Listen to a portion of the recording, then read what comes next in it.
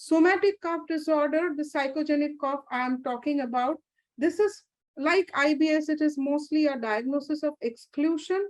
So when nothing can be found, it could be, but they have typical type of cough.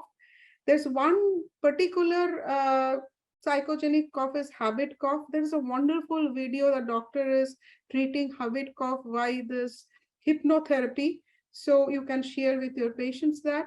So recognized particularly in children, and diagnostic criteria is this repetitive daytime post-viral barking cough. The cough, if you hear that cough once in your life, you will never forget. And as soon as the patient is asleep, this cough vanishes. So patient coughing, go to sleep, no more cough. So in this patient, this behavioral therapy, reassurance counseling, they helps a lot.